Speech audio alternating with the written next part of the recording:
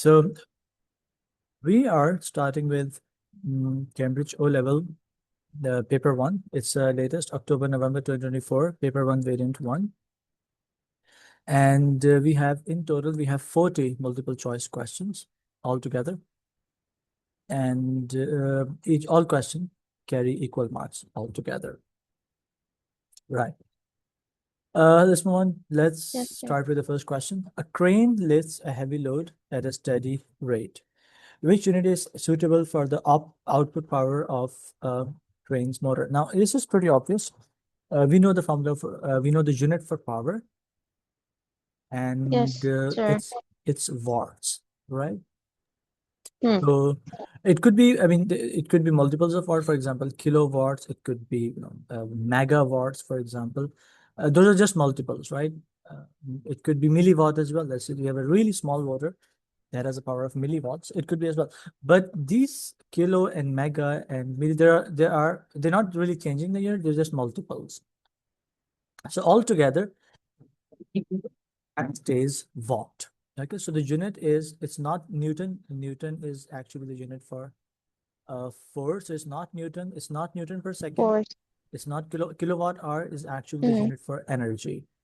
Right? So it's definitely not power. It's actually kilowatt. Okay. So there goes the first one. Second one says, which statement about mass is correct? Now, this is pretty obvious. Which statement about mass is correct? Mass is scalar. We know that. Mass is scalar. Yes. It's not a vector. It's not a vector. The unit is not Newton. So this makes it wrong. The unit is actually kilogram. So this is my answer. This was pretty obvious and simple. This may come across as a little confusing. Okay, not so much, but might be a little confusing. A bob of simple pendulum is pulled horizontally by a force that is equal to its weight. What does it mean? It means that we know the weight is always acting vertically downwards, right? There is no, I don't think there's any doubt about that. Weight is always acting vertically downwards. Now, if you have a horizontal force that has the exact same magnitude as the weight and it's pulling the object to the right, what do you think should be the angle over here? So the only difference is the angles over here, 15 degrees, 30, 45, and 60. Now, which one should be the angle? Any ideas? Take a look. Should be the angle. Take a look. Round three, let's say you have a force F1, which is acting downwards, and let's say you have a force F2, which is acting in this direction, right? Now, if my F1 is greater than F2, what do you think would be the direction of my resultant? It would be towards F1, right? Because Yes, F1 is greater than F2, right? If my, let's say in the same case scenario, we have force 2 over here, and if I have force 1 over here, and let's say over here, F2 is greater than F1. What do you think now? the resulting force will be towards F2. Towards F2, exactly. So it will now be towards F2 instead, and it will be away from F1. But what if both the forces are equal? Think about that. Here's F1, and actually try it a little down over here. Now, will there be no resultant force? There will be a resultant force, but it will be right through the middle. Oh, yeah. Okay. Right through the middle, right? It will, in other words, it will be at equal distance from both the forces because these two forces are actually equal to each other. F1 is equal to F2. Now, this altogether, this angle is 90 degrees. We know that, right? So what will be half the angle? What's the half of 90 degrees? It's actually 45 degrees. Yes, sir. Right? So W and W, they're the forces of equal magnitude, right? And they're acting at 90 degrees, at 90-degree angle. So the resultant, which is drawn a bit, because the resultant force is actually acting on this bob, the angle will be 45 degrees. So this should be my answer. Okay.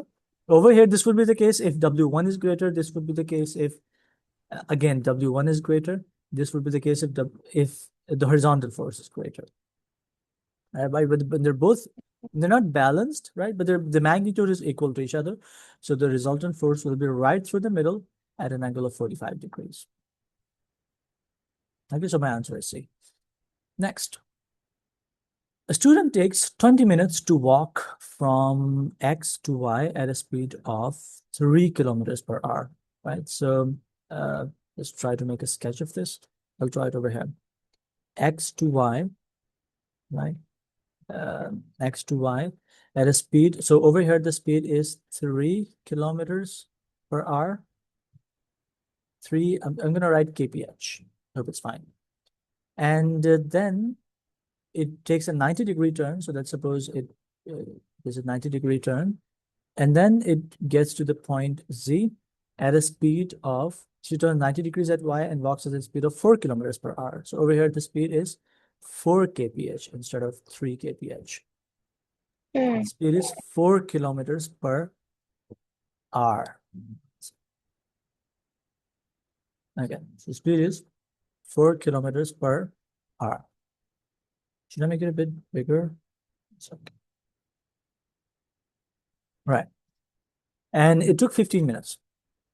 Okay, over here, she walked for 20 minutes. 20 minutes.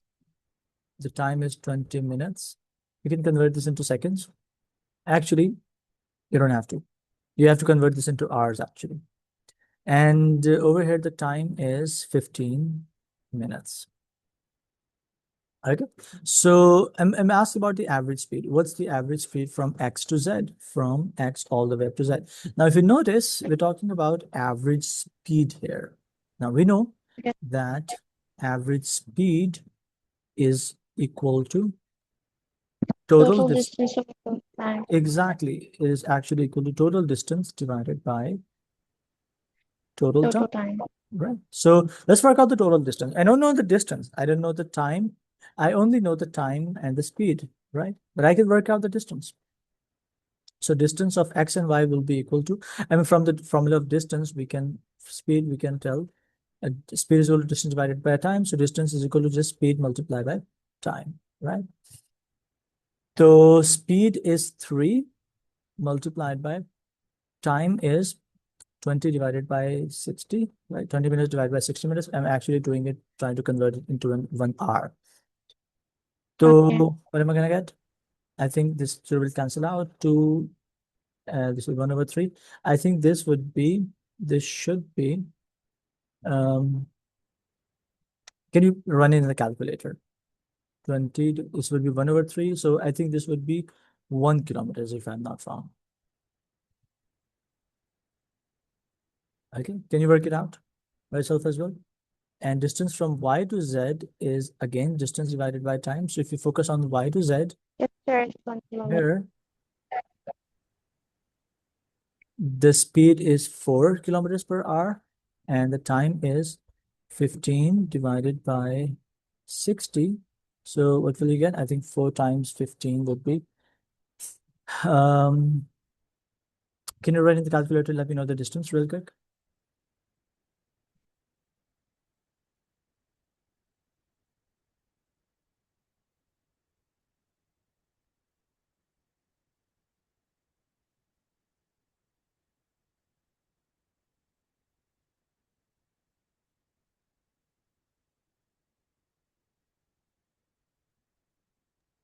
It's also 1. It's also 1? Yes, sir. Okay, so altogether distance is, what's the total distance? Average speed is equal to total distance divided by total time. I'm going to do my math here. So total distance is 1 plus 1 is 2 divided by total time is 15 plus 20 is actually 35 divided by 60. I think you can put that in the calculator as well. And you will get your answer. Let me also do that in my calculator.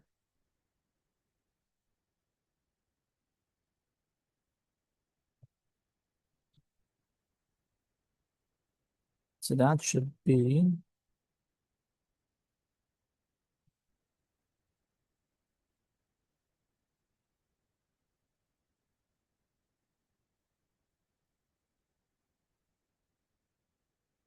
I'm getting 3.42.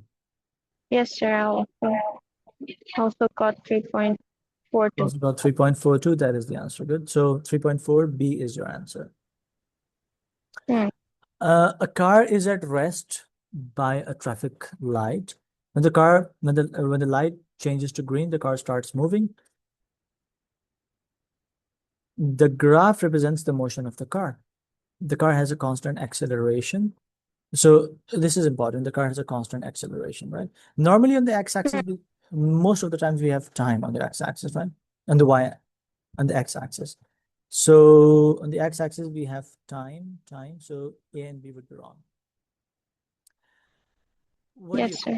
On the y-axis, will we have speed or distance?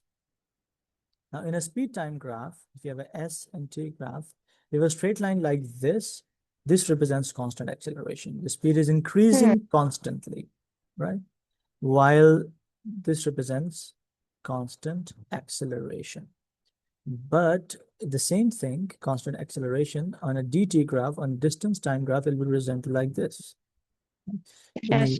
Because there is more distance covered over time, so the graph curves towards the distance. Hmm.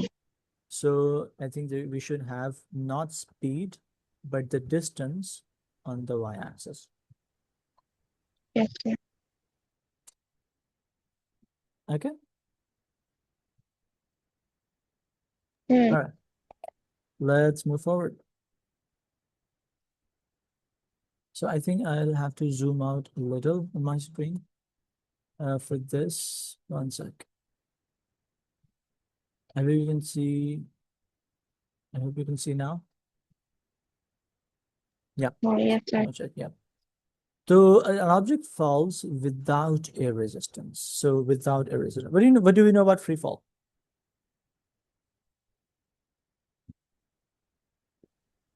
Whenever there's a free fall, there's a constant acceleration, which is Yes, sir. G, acting Hmm. downwards, right? Yes, So sir. which means that if you look at the first one, the distance between them are initially greater, and then the distance between them is getting smaller and smaller, which means the object is slowing down instead of speeding up.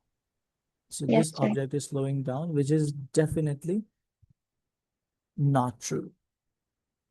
If you have a constant acceleration uh, in the downward direction, the object should speed up as it goes down, right? If you look at this is also not true because the distances between them are periodical. The distance is small, and then the distance increases, then becomes small again, then increases, which is not quite a regular pattern. So this is also not true. What do you think this represents? Part C.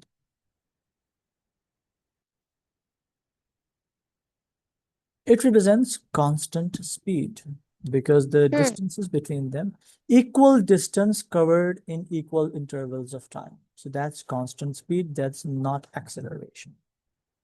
Okay. This sounds like acceleration because that's the only option left. If you see, the distances between them initially are growing further and further away, which means the object is actually accelerating, speeding up. Yes, sir. Okay, I hope it makes sense. Hmm. Right. Next, some gas is trapped in a container and is compressed at a constant temperature by a piston. Which property of a gas does not change? Does pressure change? Of course, the pressure changes because you're pressing the gas. You're compressing the gas, so pressure changes. Yes, there's not the option. Frequency of the particle collision, it changes because if you compress a gas, the particles get closer and closer to each other. So they're gonna collide with each other more frequently, right? So Yes. that's definitely not true. And density also changes because you're decreasing the volume, right? So the density increases. Hmm. You know that density is equal to mass per unit volume. If you're decreasing the volume, the density increases. What is it that does not change? Mass. Mass does not. Mass remains not. You're pressing it, that does not mean you're adding in or taking out the mass, right? So mass is something which does not change. And this should be also simple. The next one, question number 8. A car has a weight of 8,000 Newton. The car, we know that weight is equal to mass times gravity. W equals mg. It's 8,000 there, equals, we want to know the mass, times 9.8. I think you can work out the value of mass. It's pretty simple. It's 8,000 divided by 9.8. 8,000 divided by 9.8. I'm getting 816. 0.3. 0.3, which is, if I look at my options, it's approximately equal to 820. If I round up, that will be 820. Okay. That was pretty simple. A lorry is traveling along a straight horizontal road. The constant driving force of the lorry.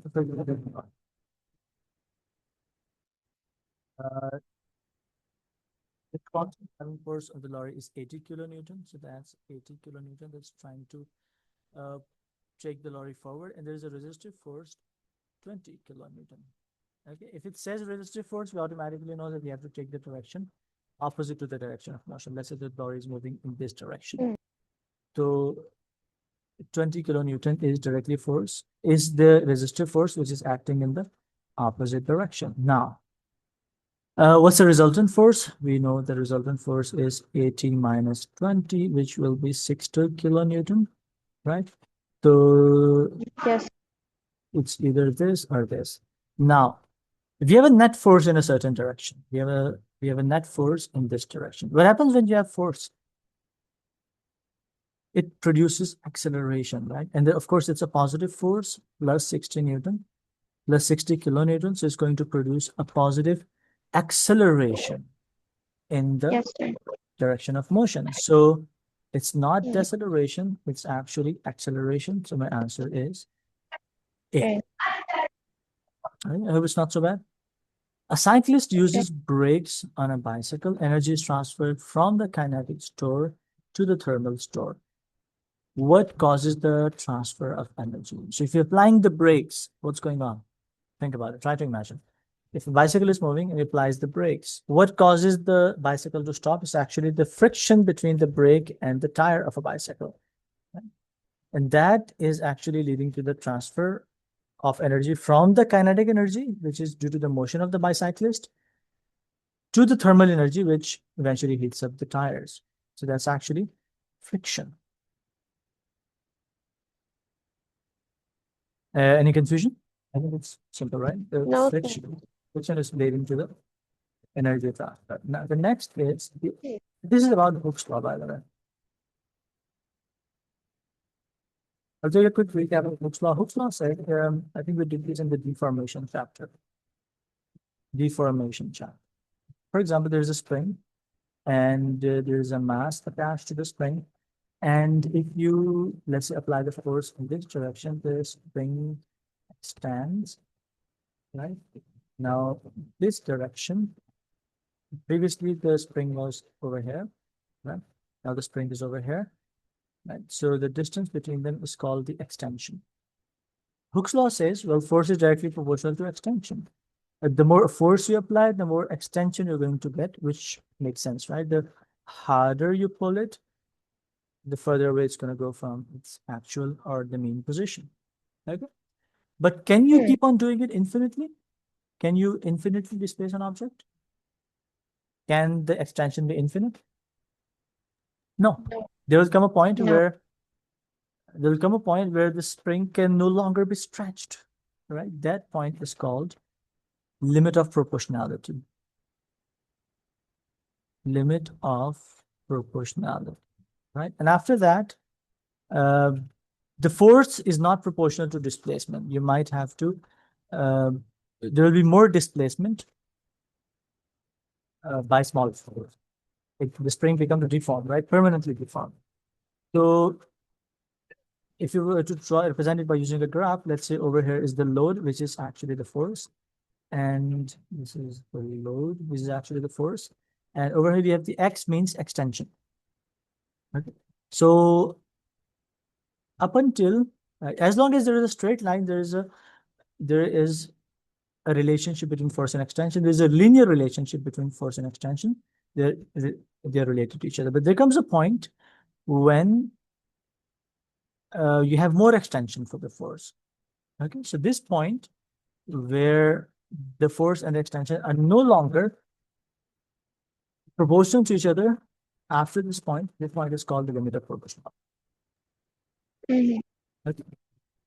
So which is this Spring's constant of proportionality or the limit of proportionality? It's not A because A is on the straight line, right? If I were to run a straight line through it, A lies on the straight line. So it's not limit of proportionality. Limit of proportionality is actually point B, because this is the point after which the line is not straight anymore, it's getting curved. So the load and the displacement are not proportional to each other after B. So B would be the limit of proportionality. Okay. Hope it makes sense. Next is a satellite orbits the Earth. So here's, let's say, here's the Earth, and here's the satellite, which is orbiting Earth. It could be moon, it could be any natural satellite. What is the direction of the force on the satellite causing the circular motion? I mean, we just did this, right, a while ago, a few days back. So the body is moving in a circular motion. What do you think is the direction of the force? Towards the center of the Earth. Exactly, towards the center of the Earth at all points. This is the direction of the motion. This is the direction of velocity. And this is the direction of force and acceleration. They're both directed towards the center. So towards the center of the Earth. Right, next, a uniform beam is pivoted at its center by 3 weights as shown. What is the distance x? So this is the distance x we're looking for. This is a question of moments. You remember moments, right? When there's a pivot and you apply the force downward, there's a distance, certain distance, it causes rotation. For example, this is the pivot, right? And this force causes, because it is at a certain distance from the pivot, so it's going to cause a clockwise rotation, right? So this is my pivot. In this case, here's my pivot. I'll actually highlight it. This is my pivot. Now I will calculate all the clockwise movements and put them equal to all the anti-clockwise movements. Why? Because it is balanced. Balance means it is equilibrium. So when anybody is in equilibrium, then some of the clockwise moments, some of clockwise is equal to some of anti-clockwise. What are the clockwise moments? Let's say this one, this is the distance and this is the force. What type of moment is causing? I think this is clockwise moment. So I'll do 20 multiplied by 3. So this is a clockwise moment. 20 multiplied by 2 multiplied by 30 actually. It's not 20. 2 multiplied by 30. That's one moment clockwise. And I don't think there's any other clockwise moment because the rest of the two forces are on the other side of the pivot. So they're going to cause anti-clockwise moments, right? Yes, sir. So let's add the two anti-clockwise moments. The first anti-clockwise moment is due to this force 3, and the distance is between the pivot is 5, right? So 3 multiplied by 5 plus the other force. What's the distance between the pivot and this force 2 Newton? X plus 5. Can I say that? Yes, sir. 2 times x plus 5. Okay. So I think from here you can work out the value of x. It should be really simple. 2 times 30 is 60, 3 times 5 is 15, times 2x plus 2 5s are 10. 60 minus 15 minus 10 equals 2x. 60 minus 15 minus 10 would be, can you work it out? I think it should be really simple. 60 minus 15 minus 10 2 minus 15 minus 10. It should, what? It should be 35. 35. Yes, sir. So if you divide that by 2, what will you get? I think 17.5. That's simple. So 17.5 is the distance x, right? We used Yes, sir. equilibriums over here. Look at the two conditions for equilibrium. The first condition is all the forces should be balanced, right? So upward forces equal to the downward forces, forces to the left are equal to the forces on the right. And the second condition of the equilibrium says sum of the clockwise moments is equal to the sum of anti-clockwise moments, right? I think this should be simple. This one was not so simple. There was some calculation required, but normally the questions are easy. A piece of card uniform thickness and density suspended freely from a horizontal plane. The diagram shows the card which cross is the center of gravity. Center of gravity is the point where all of the weight is seems to act in that center. That object is called the center of gravity. And normally the center of gravity is at the point from where the object is heavy. Right? So I think if you look at the shape of this thing over here, it is bottom heavy, right? So center of gravity should be equal to C. It's not B because it's not where all of the weight it should be at C because this is where all of the weight should supposed to or would seem to act. That's it. Right? I hope it's not so bad, right? I think we did the center of gravity a long time ago, I think. But we did do this, right? Okay. There we go. This is interesting. I think we also did moments just a while ago, 2 days back. Trolley X of mass 2 kilogram is moving to the right at velocity of 2 meters per second. Trolley Y of mass 1 kilogram is moving to the left at 1 meter per second, at the speed of 1 meter per second. Trolley 1 is moving at the speed of 2 meters per second, while trolley Y is moving into the left. Of course, the velocity will be negative, 1 meter per second. The two trolleys collide and stick together. The collision takes a total time of 0.2 Newton. What is the average force acting on trolley X during the collision? Okay, so we know that is this question we're being asked about the force, right? And we're also this looks like the momentum scenario, right? Where we have we might have to apply the law of conservation of momentum. Yes, so right. we also know. So what's the thing that relates the momentum and the force? You know that it's delta P is equal to actually F force is equal to delta P over delta T. In other words, yeah, exactly. In other words, rate of change of momentum. Rate of change of momentum. Yes. Exactly. So which means we will have to calculate if talking about the average force acting on trolley X, which means will be considered with we want to know the final momentum, final velocity, and the initial velocity of trolley. So we can put that in and get our force. But the thing is, the problem is I know the mass, I know the initial velocity of the trolley, I know the time it took. I do not know the final velocity of the trolley. So how would I calculate it? I will go back to my old law of conservation of momentum. And from there, I will calculate the velocity. What does my law of conservation of momentum tell me? It tells me that momentum before collision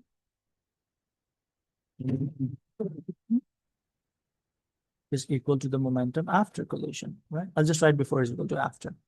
So what's the momentum before collision? That's the total momentum before collision action. So we'll take the momentum of this car, this trolley X. Momentum is mass time velocity, right? So trolley X is 2, the speed is also 2, plus the mass of trolley is 1, but it will be multiplied by -1 because the speed is -1 meter per second. In other words, because it's to the left, So we'll take the speed to be -1. And after the collide, after the mass, after collision will be 2 plus 1, and then multiplied by their final velocity. I do not know their final velocity. That's what I have to find out from the law of conservation of momentum. Find out the final velocity, put that in to calculate the force. Okay, so let's do that. 2 times 2 is 4 plus, I think this should be -1. It over here, it should be equal to 2 plus 1 is 3. 3 VF actually. 3 over 3 is equal to VF. The final velocity should be equal to 1 meter per second. Okay, it's positive. We can tell because it's positive, which means the direction of the velocity will be to the right. Okay. Now, how would it translate into, if I were to put the value of MVF in there, mass, we're talking about the trolley X here, the force on the trolley X. Mass of the trolley X is 2. Final velocity, we just worked it out. It's 1 minus initial velocity of trolley X is 2. I'll divide that by the time it took, which is 0.2. Okay. So my force, of course, is going to be negative because we have -2 divided by 0.2. What do you think? It's actually 10, I think. Yeah. 10. So the magnitude of the force is 10 newtons. Any confusion so far? I think it was a bit different. It applied all the concept we knew beforehand, but still, I think.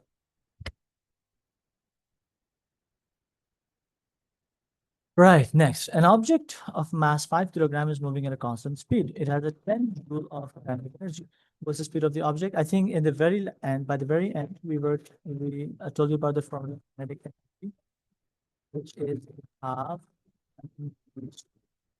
Now it's simple substitution from numbers because we know that kinetic energy is 10 joules. So I'm going to put 10 here. A half mass is 5. I do not know the velocity, so I'll keep it velocity squared, and that will be 10 times 2 divided by 5 equals v squared. I think v squared should be equal to 4, and v should be equal to 2. Okay, so 2 meter per second is my answer. It's just substitution and solving. Question number 17. A wind-up radio. This is not a thing of your time. We can probably ask your mother, but I'm not sure if it belongs to your mother's age as well. It's a really old radio. Those are the radios which were used back in, I'm sure, 60s or something, 50s or 60s. The idea is you have to move the handle by yourself to produce electricity inside so the radio can run. There was no electricity widely available, so you could charge the radio. So you had to generate your own electricity to run the radio. And then we had a handle that we used to call a wind-up radio. Okay? So you actually have to work hard to hear the news, right? So, right, next is, the question is, a person winds a spring in the radio using the handle. When the spring unwinds, it makes a small coil rotate in the magnetic field. Which energy transfer is not useful for this radio? So I think elastic potential energy, which is stored up in the spring, which eventually, once you let the spring loose, it is converted into kinetic energy. I think it's pretty fair. It's a useful form of energy. And yes, chemical energy is turned into kinetic elastic potential energy. Or you can say that when you're winding up the radio, you're using your energy, right? So the energy that you are using, that's chemical energy from the food. So that is also okay. Kinetic energy is sound energy. Yes, that's the overall change because by the end of the day, you want to listen to the music or the news, right? So that's the energy you want. It's not waste energy. I think part B over here should be waste because you're applying kinetic energy. You're spending so much of your kinetic energy, that is going to waste because it's only causing the radio to heat up. So I don't think that's a very useful form of energy. You want a ringing radio, not a hot radio. Yes, sir. You want a radio that works. Energy is transferred in a filament lamp of 60 watts. I think we'll do this one and we will rejoin the new meeting. Energy is transferred in a filament lamp at a rate of 60 watts. The lamp wastes energy at the rate of 46 watts, which means the output energy is 60 minus 46 would be 14. 14 is the output. So what do we do for efficiency? I think for efficiency, we put output on top and we put input at the bottom. So 14 divided by 60, I think should be your answer, which is input, total input. So for 18, your answer should be B. Okay. B. Right. Let's do the other ones in the next meeting. Okay, sir. Right. So we're picking up where we left off from the last class. And this is MCQ 19, multiple choice question 19. A liquid is held in a cylindrical container. So we have a cylindrical container and we have liquid inside of it. The diameter of the base is diameter of the base of a cylinder is D. So this is the diameter. The mass of the liquid is M and its depth is H. What is the expression that gives what expression gives the pressure due to the liquid at the bottom of the cylinder? What do we know about the formula of pressure? We know that pressure is equal to force per unit area. Is that right? Now, Yes, sir. for force over here, force is the weight of the liquid itself, right? So I'm gonna say mg. Force is equal to weight, and the area will be pi r square. Is that right? Pi square. By pi r square, I mean the area of the base, right? Because this is where Yes, the sir. pressure is being applied at the base, right? Hmm. So, but now we're given the diameter. What's the relationship between diameter and the radius? We know that diameter is equal to radius divided by 2, right?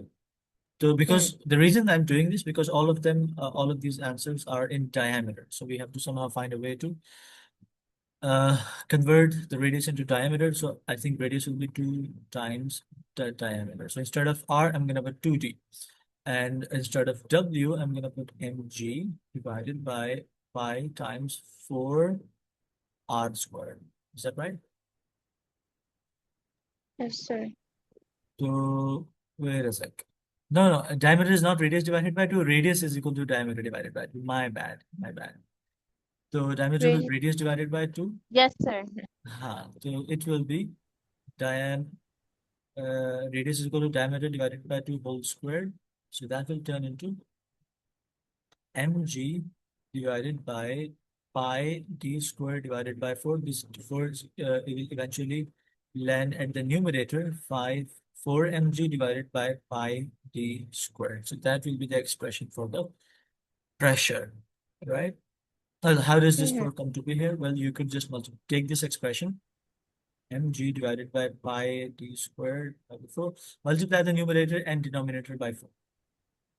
Once you do that, this 4 will cancel out and this 4 will be left in the numerator and you will have 4 mg divided by pi d squared. I hope there's no confusion about that. So which answer should be true? 4 mg divided by pi d squared. I think answer option C. is correct. Right. Option C is correct. I'm so sorry. Right, on to the next one. The diagram shows an instrument that is used to measure atmospheric pressure. All right, what do we used to call this device? Remember, I think in pressure we studied this. This device is called the barometer. And this is used to, this is a very barometer in a very simplest form. But this is how a barometer works. It measures the atmospheric pressure. So how it normally works is the atmosphere exerts pressure on this liquid, mercury, right? And it pushes the liquid up into the barometer. So the further up it goes, it determines how much was the pressure applied on the mercury. Okay? If the pressure is really low, if the outside pressure is really low, the mercury may end up over here or over here maybe. Okay. If the pressure is really high, so the mercury goes way up. So Yes. how high up the mercury goes, this determines how much of pressure we have, how much of the atmospheric pressure we have. Right. So the diagram for the instrument is used to measure atmospheric pressure. The density of the mercury is 1.4 times 10 to the power 4. What is the atmospheric pressure? So you could do it, I think a really easy way to do this. We might have, I'm sure you remember. We studied a formula for pressure that is rho GH. Like Yes, sir. rho is the density of the liquid, G is the constant, H is how far up it goes. So we could just put in the values. Density is 1.4 times 10 to the power 4, right?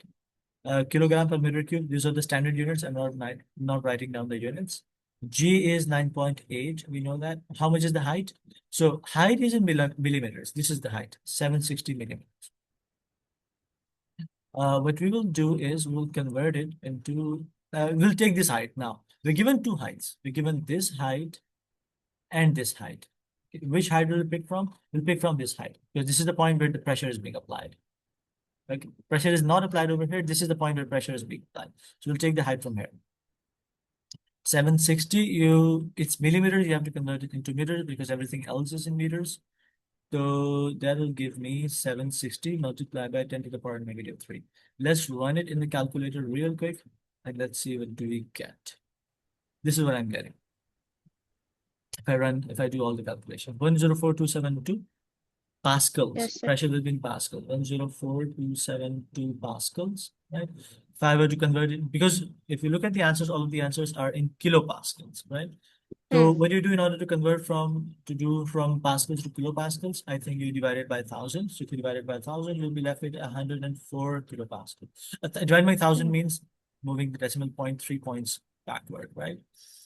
I hope you Yes, know sir. this. So this is 104 kilopascals, right? I hope this is clear. Yes. All right. Sure, let's move on. Let's move to the next one. Okay. Right. Air at atmospheric pressure and room temperature is trapped in an insulated container by a frictionless piston of negligible weight.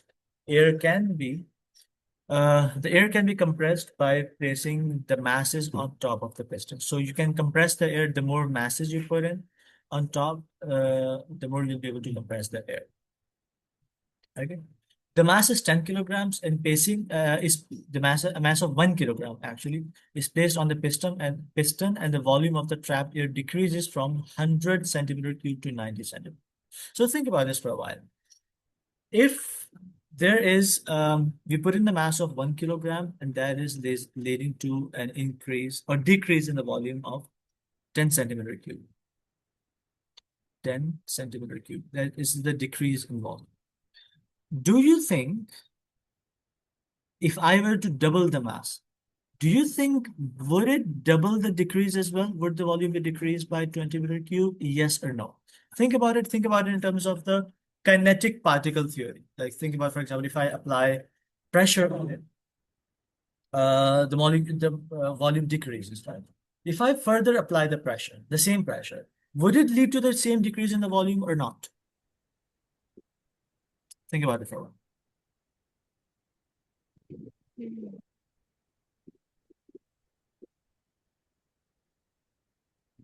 Initially, the molecules are further away from each other, right? Actually, a lot further away from each other at 100 centimeter cube. Now, when those molecules are brought to a volume from 100 centimeter cube, so let's say this is 100 centimeter cube, right? Once you bring the pressure lower, bring the volume lower to 90 centimeter cube, the molecules are now really close to each other. Really means a lot closer to each other.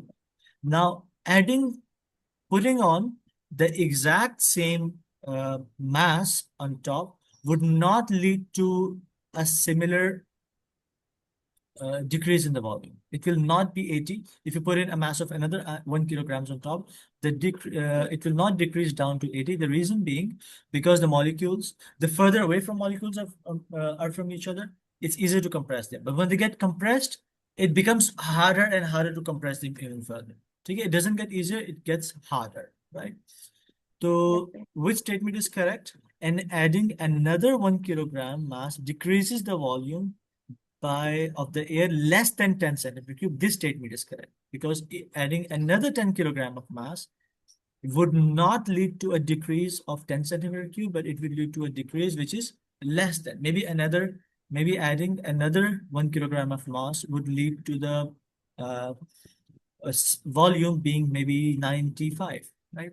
Will lead to will lead to -5. Previously, when you added 1 kilogram, it led to a decrease in 10 centimeter cube, right? But adding another kilogram would lead to a decrease of maybe 5 centimeter cube. The reason being, if you push the molecules together, it becomes harder and harder to compress. The first statement is correct. Does it make sense or not? Yeah, it does make Okay, right. Now, a substance has a melting temperature of -17 degrees centigrade and a boiling temperature of 117. Okay, let me draw a scale for this. So this is the melting temperature. This is somewhere over here is 0. I'm not really concerned with 0 at the moment. -17 degrees centigrade is the melting point, and 117 degrees centigrade is the boiling point. Okay, so throughout in this region, what will be the state of the substance? Between the melting point and the boiling point, throughout this, the substance is liquid, right? So what at one state does the substance before -10, the substance is solid. In this temperature, the substance is solid. And if you increase the temperature further, um, use it further over here, it is a gas. Right? Now, I'm trying to check the state at -10. -10 lies over here. Here is -10 degrees centigrade.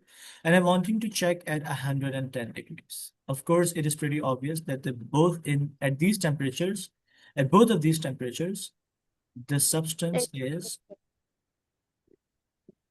a liquid, right? It always helps to draw a scale so that you can visualize this. All right, next one. Thermal energy is supplied at a constant rate to a fixed mass of a substance which is initially solid. The graph shows how the temperature of the fixed mass of a substance varies with time. So, I mean, this is a heating curve, right? We know it's a heating curve because as the time is increasing, the temperature is increasing. So we can already tell that it is a heating curve. In which section of the graph does the substance absorb latent heat? I hope you remember latent heat. Yes, sir. Right? The heat that is absorbed by the body, which does not lead to the increase in temperature. It only happens whenever there is a change of state going on, right? So at which points the change of state is going on? I think it's point X and point Z. So X and Z should be your answer. Right? Okay. Let's see. A piece of a paper torn out of an exercise book is shown. And it says, as the average kinetic energy of the molecules decreases, the space between them decreases, and they move downwards. What do you think? Kinetic energy of the molecules decreases, which means, I think I told you this proportionality. Kinetic energy is directly proportional to temperature. So if you decrease kinetic energy, the temperature is also decreased. So in other words, it's trying to tell that object is cooling, is being cooled. There's cooling going on here. The space between them decreases and they move downwards. Yeah. Remember, cool fluid sinks. Yes, sir. Cool fluid sinks, it moves downwards, and hot fluid rises, right? I hope it rings a bell. Convection. Convection, yes, sir. Hot fluid rises and cool fluid sinks. It does not directly say that the object is being cooled. Instead, it sort of goes onto the tangent, and it says, well, the average kinetic energy of the molecule is decreasing, which we know that kinetic energy is directly proportional to temperature. If you decrease the kinetic energy, you're decreasing the temperature, which means cooling is happening, right? So if the object is being cooled, it sinks to the bottom and it moves downwards. So it's definitely convection. Convection. All right. Let's see. Okay. We remember this about refraction. Whenever light, let's say this is a lighter medium, and let's say we have a denser medium. Like, let's say this is the normal line. So if light goes from denser to the lighter medium, it bends away from the normal. Okay, it bends away from the normal. So we have bending away from the normal, away from normal, right? So what do you think should be true? A ray of light passes from glass to jar. So this is the denser medium and this is the lighter medium. We can already tell. So the light should bend away from the medium, right? So this is the light ray. C will not be the option because in C the light ray is not bending, it's a straight line. So C is not an option, right? B is bending towards the normal, so B will also not be the option. A is the normal itself, so it's not an option. And if you can see D, it is actually bending away from the normal, Mm. right? So yep, the answer is D. D. Okay. I think the opposite is true for lighter to denser. If a light is entering the denser medium, that's it. It bends towards the normal, right? Let's say this is the Mm. normal. It bends towards the normal. Okay, there is bending towards the normal. Okay, I hope you remember that. All right. A short-sighted student looks, do you remember the short-sightedness and the long-sightedness? A Yes, sir. short-sighted student looks at a distant object. Which row shows the position of an object in a short-sighted eye and the type of lens used to correct short-sightedness? We can already tell that if someone is short-sighted, we can already tell that it would have difficulty seeing the further or the distant objects, right? So, for example, this is the regular lens of your eye. Let's say this is going to draw something which looks like an eye, but not exactly an eye. Okay, so in short sightedness, what happens is that the lens becomes too thick and the bending happens in front of the retina. Here, this is the retina. This is the retina, and the bend it happens in front of the retina. Okay.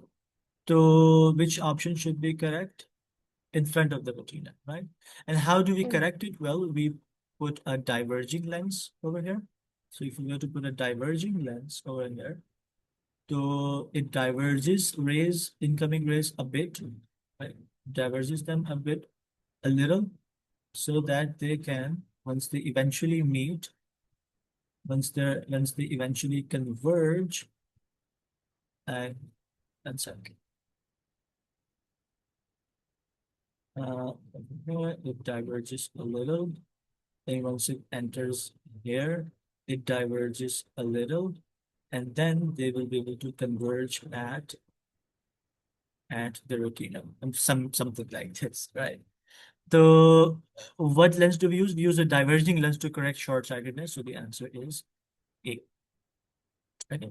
When the image is have when the image is formed on retina, that's when you have a perfect eyesight. You do not need anything else. The eyesight is perfect, right? So when the image is happening on retina. But the problem is when the image is happening behind retina or in front of the retina. That's the problem. All right. A student makes four statements about infrared waves. First of all, we know infrared rays are electromagnetic radiations. Okay. They can be seen by human eye, no. They can travel at 330 meters per second in the air, no, because this is the speed of sound. And we know that electromagnetic radiations travel at the speed of light. Yes, sir. You travel at the speed of light, which is 3 multiplied by 10 to the power 8 meter per second. So this speed is peanuts. This is a really small speed for the electromagnetic radiation. Then there are transverse waves. We know that all electromagnetic radiations are transverse waves. They're used by intruder alarms. Yes, if you go back in the syllabus and See the uses of each types of electromagnetic radiations. We'll see. It lists the uses of each type of electromagnetic radiation. So they're used by intruder alarms. Yes, they are used by intruder alarms. So 3 and 4 only. I think which one should be correct? D. D should be correct, right? Okay. Which waves are longitudinal? What do you think? Sound waves in the air, we know that sound waves are longitudinal. Ultraviolet waves, this is one of the electromagnetic waves which are transverse. We just saw that. Waves on the surface of water, they're also transverse. X-rays are again electromagnetic waves, so they're transverse, right? So the answer is sound waves in Sound waves in water. water. A person hears an echo after a sound hits the cliff face. What causes the echo? Okay, so for example, here's a person, he makes a sound, and the sound reflects back to him. That's an echo, right? So a sound, if the sound were to absorb, there would be no reflection, right? Dispersion, no sound does not disperse. Reflection is going on. Refraction happens when the waves are entering from one medium to another, which is definitely not the case. Is reflection. The sound waves is reflecting back. All right. Yes. So 29 is definitely C. Yeah.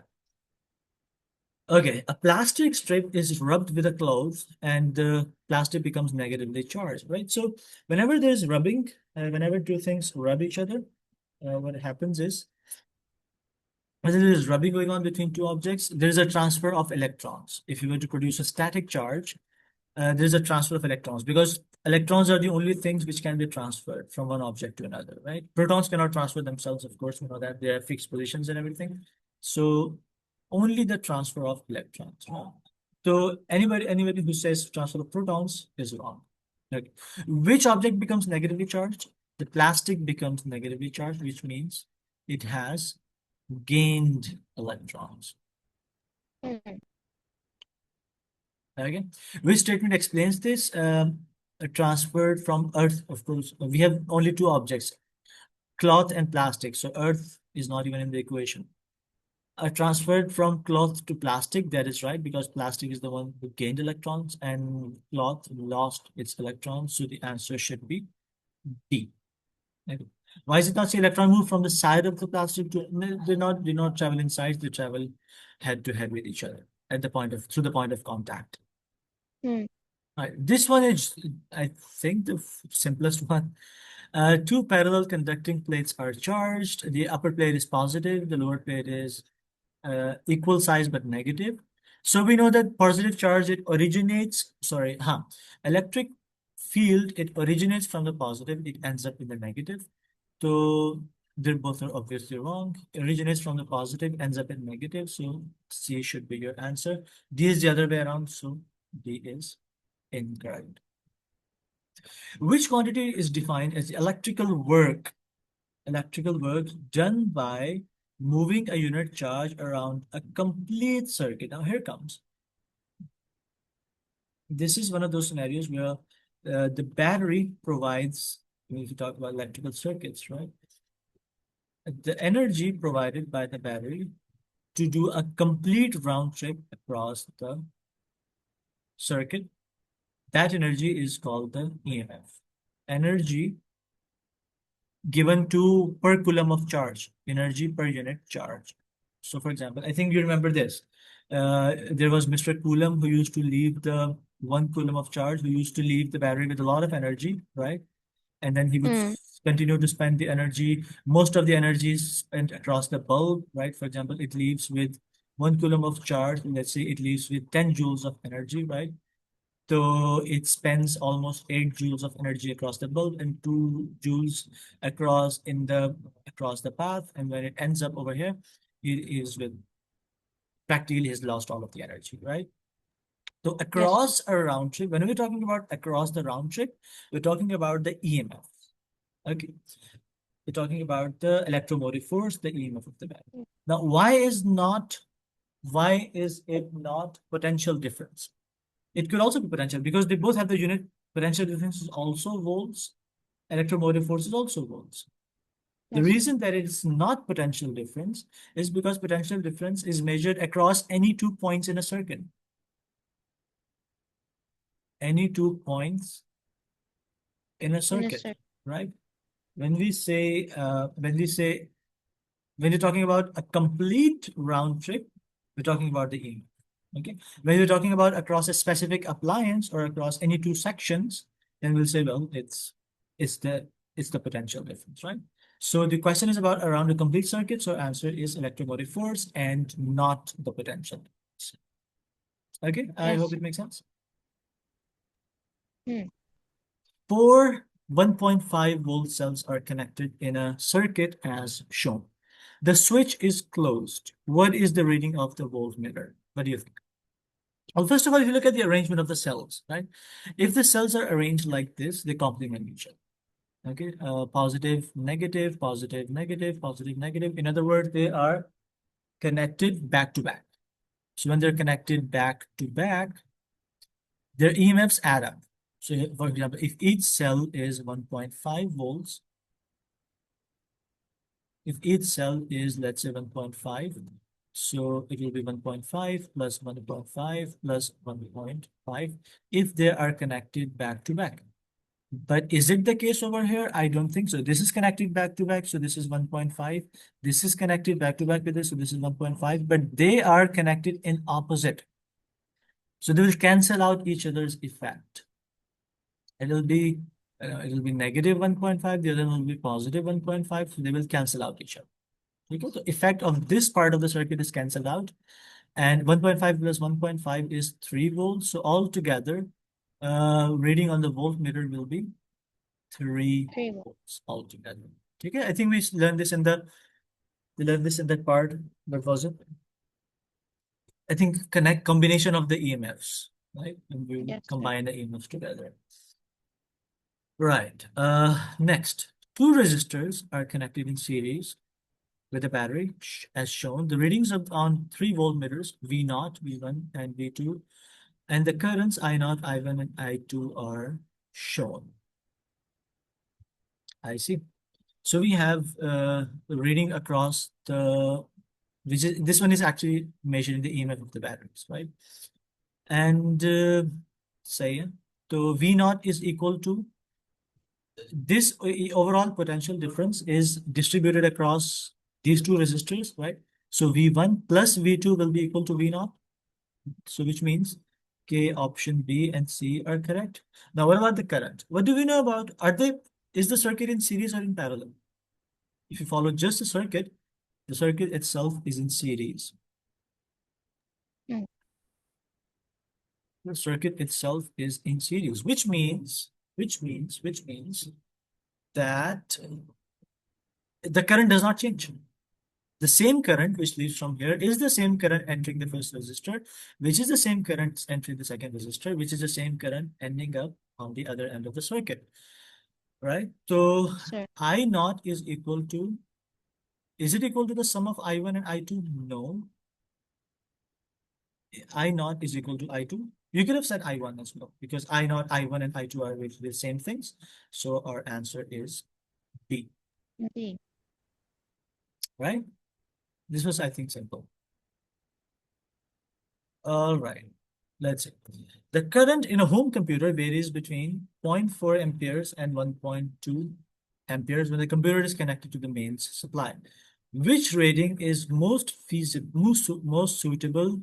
What is the rating of the most suitable fuse to protect the computer? Okay, so when a fuse is used, when you want to protect the electrical appliances, so that not a lot of current passes through to prevent a lot of current from pass through appliance, because that it would then burn the appliance, right? So, for example, here's an appliance that runs on 1.5 amperes, right? On 1.2 amperes. The computer runs on 1.2 amperes, right? Let's say it's the computer. If you were to enter, let's say, if you were to even enter 1.5 amps of current through it, it will damage the computer. Okay. Let's say if 2 amperes of current goes through it, it will damage the computer as well. Okay. So what we do is, between the computer and the main supply, we put in a small fuse through it. Okay. What a fuse does is, The fuse breaks down when the current exceeds its capacity. And fuse has its ratings. A fuse that has a rating of, let's say, 13 amperes will break down if a current of more than 13 amperes passes through it. A fuse that has a rating of 1.5 amperes will break down if a current of more than 1.5 amperes will pass through it. Okay, just to protect the computer. Fuse can break down, it's not a problem because the fuse is cheap. Okay, but we don't want to damage the computer, right? Yes. So the most suitable rating of the fuse would be, it won't be 0.5A because the computer will not be able to run because the fuse will break down every time the current is more than 0.5 amperes, right? But the computer runs between zero point 0.4 and 1.2 amps, right? So up to 1.2 amps, we are safe. But if it goes a bit above 1.2 amps, it will break down. Okay, I think 1.2, a little above 1.2 amps would still be okay. 13 amperes would be a waste because even if the current is 2 amperes, the fuse would still think the current is okay, but that current will actually damage the computer. Okay, so 13 amperes is also not okay. 1.2 ampere is the bare minimum. 1.2 current, 1.2 amperes of current. The computer can bear 1.2 amperes of current, so that's not a problem. I think we should, just to be on the safe side, we should put a fuse that has a rating of 1.5 amps. So just as the current exceeds 1.5 amps or touches 1.5 amps, the fuse will break down on its own so that the current does not reach the computer. It's a sacrificial protection, if you remember the sacrificial protection. Yes. Okay. All right. We have 4 MCQs left. I think we also have 2 minutes or so left. Let's see. Students are asked to draw the pattern in the direction of the magnetic field due to a direct current in a straight wire. Draw the diagrams to show possible patterns. So think about it. We know that the direction of the magnetic field around a current carrying conductor is either clockwise or anti-clockwise, right? So this one, I think this is clockwise. I think this is anti-clockwise. They're both anti-clockwise. Okay. So if you don't know the current, I think it can be either clockwise or it can either be clockwise or anti-clockwise. Yeah. Can it be both clockwise and anti-clockwise at the same time? This is clockwise, this is anti-clockwise. The direction of the magnetic field cannot be both clockwise and anti-clockwise at the same time. So 2 is definitely not a possibility, right? It's either 1 and 3. These are the possible patterns. It depends on the current. The current is going downwards. Remember the rule?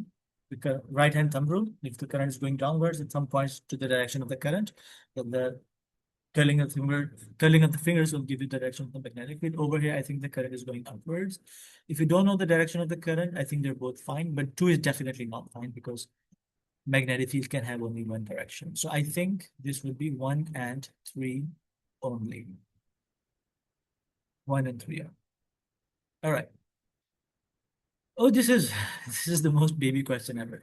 Which row identifies the positive and the negative? Of course, the negative particle is electron, the positive part proton. Wow. Proton. Okay. The nuclide notation. I think we have less than a minute left, so let's call it. And let's do the whatever is left in the next meeting. Okay. I'll send you a link. Rejoin on the meeting.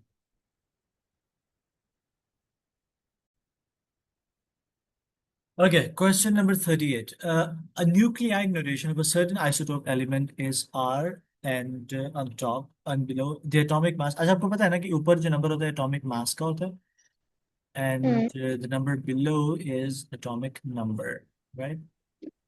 Atomic Yes, number. sir. I'll just say charge. By charge we mean the number of protons, right? So on top you have mass and the one below is charge, right? What is the total number of protons, neutrons, and electrons in the neutral atom of this isotope? What do you think? So this one is mass, this mass number on top, we know there's protons plus neutrons, right? This is just protons, which is the same as electrons, right? So if you do, which is the same as electrons, right? So if you do just Z plus R, that will give you proton plus neutrons plus electrons. You know, it's actually Z plus R. All right. Which of the following, which list shows that planets and are of increasing distance from the sun? And this should be simple. We know that Mercury is at the beginning, so it's not Venus. Mercury, Venus, but after Mercury we have Venus. So I can Yes. already tell that this is, the answer is C. Okay. Mm. It's not Mars after Mercury, right? So this is definitely wrong. It's not, Mercury, Mars, or something else. yes. So it is Mercury ke baad is, it's not Mars after Mercury, so it's definitely wrong. I don't need to see all the way to the end. I just need to spot out the right ones. That's it. Okay, just if Mm. it, so I'll get my answer. Mercury, Venus, Earth, Mars, Jupiter, Saturn, Uranus, Neptune. Okay, this is the order. Anybody here who listens to Brian Cox must and should know this. Yes, sir. Okay, a student spills ink on a page in a textbook that defines redshift. I hope you remember redshift, right? Anything that is redshifting away from us. So, for example, this is you, right? Anything that is redshifting away from you is the velocity is being elongated. Okay, redshift is dash of electromagnetic radiation from the dashed stars in galaxies. So anything, it's first of all, if something is getting away from you, is it approaching or is it receding? It's receding, right? Because redshifting Yeah. happens when things are getting away from you. So it's Mm. receding, right? A, B, and G are now. Is it the increase in frequency or is it an increase in wavelength? Baseline. If there is an increase in frequency, it would look something like this. Yes. If you have an Okay. increase in wavelength, this is an increase in wavelength. Mm.